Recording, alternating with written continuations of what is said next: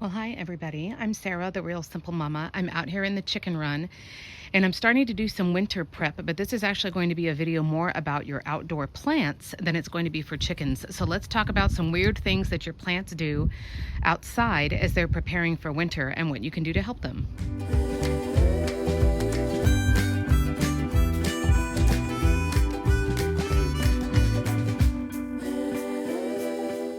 I won't keep the camera on the cat the whole time, but I wanted to start there with her because I've been out here prepping my plants for the first freeze of the season here at the end of 2023. And I wanted to show you some behaviors and some things you can do to help your outdoor plants. And just as you're getting ready for your freezes, you can't take these plants inside either because they're too big or because they're in the ground. I will say also that I do have videos here. There's a playlist called Chickens and Your Garden where you can see the names of all of the plants that I have here. Of course, they look kind of rough because we've been getting colder. But I am in USDA Zone 8B. I'm in South Central Texas. So that kind of gives you an idea geographically where I am and what kinds of plants I can tolerate. So as you're getting your plants ready for winter, I know we can't always run out and cover everything. So let's look at a couple of things that are going on. This is a Mystic Spires salvia right here in front of you. And when I wanted to show you, forgive the plain sound, I wanted to show you what this plant is doing. And it's common with a lot of sages, salvias, esperanzas, a lot of perennials that thrive where I am. I want to talk about 4 different things in this video. And unfortunately, there's not like, for a lot of plants, there's not like a one cure for all. So you may have to look at the plants that you have and figure out, okay, which of those strategies works best for hibiscus or for holly or whatever. But this is a salvia, like I said. And this salvia, if you look down here, it's like, why is there new growth? Like, you idiot, it is almost winter. Why are you putting out new growth? Some plants that you have, and again, I'm focusing on perennials that are out in the ground, so you can't like bring them in the garage for the winter. But they start doing a set of new growth that basically is helping warm and protect the root system. Now, what you have to remember with all plants, there's what's going on above the ground and then there's what's going on below ground. And a lot of the plants that I'm going to show you or that we're going to talk about, they will die pretty much back to the ground. In the winter, they'll freeze to where, you end up like trimming them almost to the soil. But that doesn't mean that they're dead. You have to also trust that in time, the root system that's down below is doing the work. That's like the battery and the CPU and the powerhouse of the plant. So some of your plants, you're going to notice, like, what are you doing? Like, why are you putting out new growth? You're just going to freeze and die.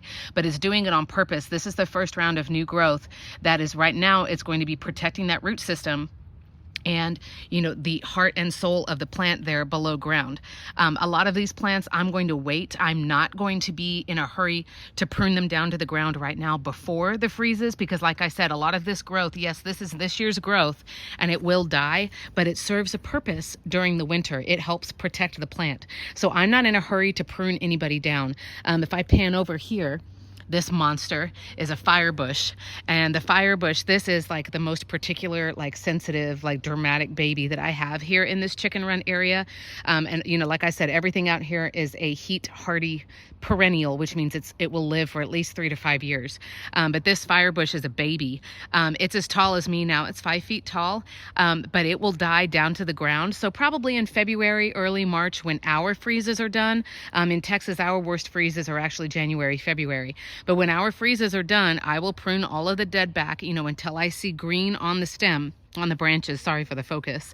And then it will grow 5 feet tall in 1 year. So a lot of these guys, I know that this growth is going to die, but right now I'm not pruning everybody down because this growth that's up here above the ground will help just regulate the temperature and keep it warmer. Same thing with this golden thralis here and the esperanza that you see on the other side of the fence. So that's the first thing. I would say for most plants, don't be in a hurry to prune now. Don't prune it until your freezes are done for the year and then chop off all the dead. But right now it is serving a purpose. The next thing is watering. Now you can look online. I have seen arguments both ways. I'm not convinced one way or the other. Some schools of thought say you need to deep water everybody like the day before a freeze because then the roots swell up or they absorb more water and that helps protect the plant from freezes. And other people say, no, that's stupid. why would you water right before a freeze? Now all of that water is just going to freeze. I don't know what's better or not. But what I will tell you when it comes to watering your plants in the winter, they still need water. Okay, don't just ignore them for like 3 months. They do still need water. I would water less frequently. So these guys are heat tolerant anyway. So they're not like I need water every single day. I bought all of these guys and planted them a few years ago. Let's walk around, so that they would be low maintenance and so they could handle the heat and not be like a baby about it. But when I'm watering these guys, I deep water them, which means I want the water. Don't do like a little bit of watering every day or every 3 days. Do it like a deep watering, like a slow drip, or those Mr. hoses or whatever around the root system. I would say like once a week, but do it really deep, because what you're trying to do when you water, and I'm going to stick my hand in the shot again. When you water shallowly and more frequently, it's like you taking little sips of water like all throughout the day. Like every 30 minutes, I just take a little drink. The problem with root systems is that when you do that, you keep the roots closer to the surface, so they don't go down deep. Well, the problem is if you keep your roots closer to the surface, a lot of times the surface of the ground will freeze. So by doing less frequent, deeper waterings, you're trying to train those roots to go down deep, get down, because again, the stuff above the ground very likely will freeze and will die, but the plants can handle that. You are really the most sacred, most important thing to protect is the root system.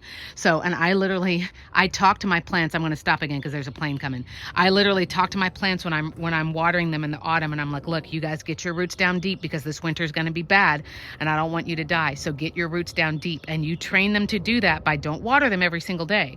Water them once or twice a week, but make sure it is like super soaked, like down deep, a long, deep watering, and that'll train those roots. As we check out my chickens over here, I have 2 more tips. The first one is mulching or leaves. And I know, again, there's the school of thought, maybe you live where there's an HOA, or, you know, you've always been raised like, I need to have a trimmed a trimmed grass yard, a lawn, and we need to clean up all of the leaves because fallen leaves are bad and they are ugly and whatever. Those serve so many purposes. So if you have chickens or if you have plants, I would suggest doing some kind of mulch or covering that you can put around your plants. Here's why.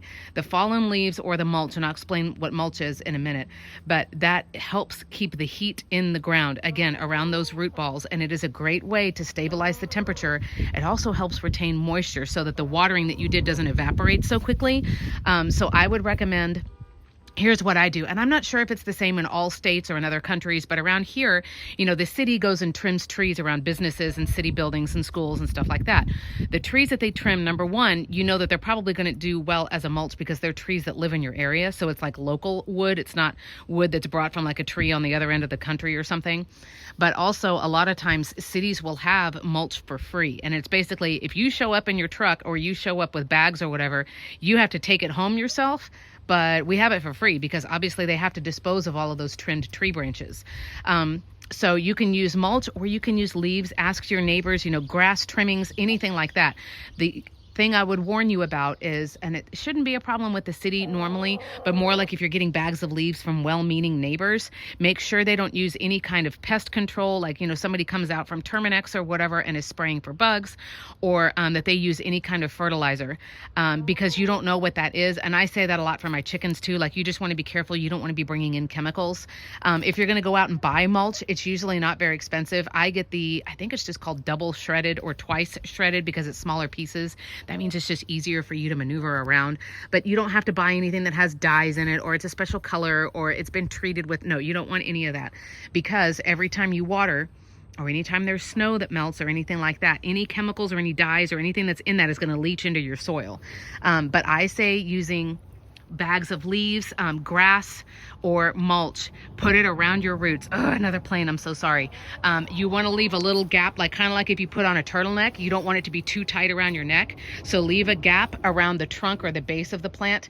But otherwise, you leave a gap of about 2 inches, and you do the mulch or the leaves about 2 inches deep, and then you leave that on for the season. And then that is another great way to protect your plants. Okay, I'm going to talk really quick, and then I'll be back for one more tip. Bye. All right. And the last tip that I have for you as I continue to pan around a little bit is covering your plants. And I'll tell you what I do and what I know, but obviously you do whatever works for you and what you can afford. And I hate telling people you have to buy stuff or you have to do this thing. Okay, when it comes to covering plants, It's kind of the same as mulch. And then what we're trying to do is hold in the heat from the ground and keep that around the root ball as long as possible, right? It's kind of like, you know, you microwave something that you're taking to a party and then you want to keep a lid on it or a towel or whatever to hold in the heat. Okay, here are the couple of caveats to covering your plants. First of all, if you're like me, and excuse me, I'm going to walk back around to the other side. I'm going to try not to make you like motion sickness. As we walk back around to the other side, the first problem is, well, hold on, Sarah, you told me not to prune all of the branches and stuff until after the freeze is done. How am I supposed to cover a 5-foot tall plant? So here is what I do. And again, this doesn't mean this is not the only right way to do things, but let me give you some tips. I don't worry about covering the growth above the ground because I know realistically, even if I run out here like an idiot with all of my bed sheets and blankets and stuff, there's a good chance that stuff is going to die. Especially if, and I know, like I'm a baby, my winters are very mild. For a lot of y'all, the winters is like, you know, we have snow that stays on the ground for days, or like, you know, there's ice that stays, or we stay below freezing. We don't get above freezing for days. Well, in that case, a couple of little layers of cotton are not going to save all of the growth above ground. Does that make sense? Your focus needs to be on the root ball and the root system that's below the ground. I know that sucks. I know it's sad that it's like, but that means all this is going to die. I know, yes. But I mean, my plant, to use my little brat fire bush again as an example, she ain't suffering. And we've done this. This is going to be our 4th year, our 4th freeze, and she comes back bigger and more prominent and more gorgeous every year. This is what they do. So don't worry about covering the entire plant. Worry about saving the root system. The other thing is, and like I said, I can't tell you, yes, you should water before you cover them, or no, you shouldn't. I normally do. Just because whether I'm using mulch or I'm using like the blankets and stuff or both, I just feel like, okay, now they've gotten a good watering to help their roots go down deep and they'll be okay. It's up to you if you want to risk watering or not before you cover them. The other thing is, you don't ever want to cover your plants with plastic. I meant well one year and I used like old shower curtains because I'm cheap. And so it was like, what stuff do I have that I was going to throw away? And so you think about like, you know, your shower curtain liner, like just the foggy or the white plastic. You don't want the plastic to be touching any leaves or any part of the plant. Now, of course, if you're just using it on the base, it's fine. But basically, plastic is not an insulator at all, and so the freeze will go basically through the plastic, and then it'll like frostbite or freeze burn your plants that are touching the plastic. Now, what you could do is do a layer. If I was to break my rules and cover, let's say I'm going to cover this little Esperanza over here who's only a foot tall, the one in the middle of your shot. If I was to cover that, I could do a layer of cloth fabric. Again, we're talking blankets.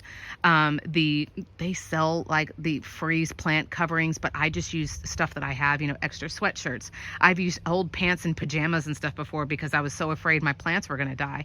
You can do you could do cloth first and then plastic over that, and that would be fine. And the plastic would help hold in more heat, maybe.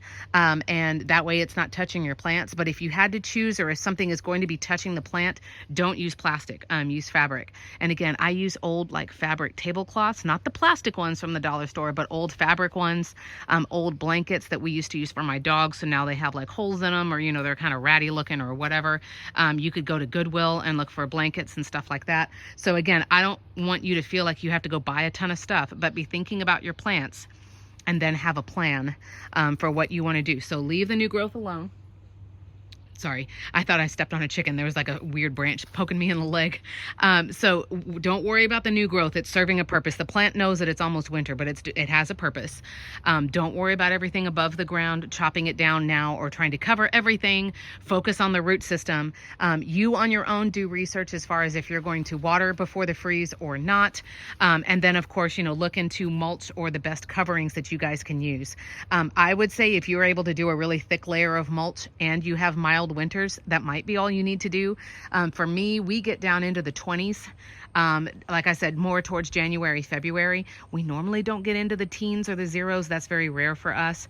But I will, this sounds mean, I pick and choose either my plants that are the newest or the most sensitive or that are my favorites. And all of the fabric that I have, I will cover them first, again, focusing on their root systems, and then going from there. But those are some tips to help your perennials. Again, the ones that you can, as I pan over one last time, the ones that you can't just put in a greenhouse like I have over there, or you can't put in your bedroom and make your husband mad, or put in the garage, the ones that are stuck outside.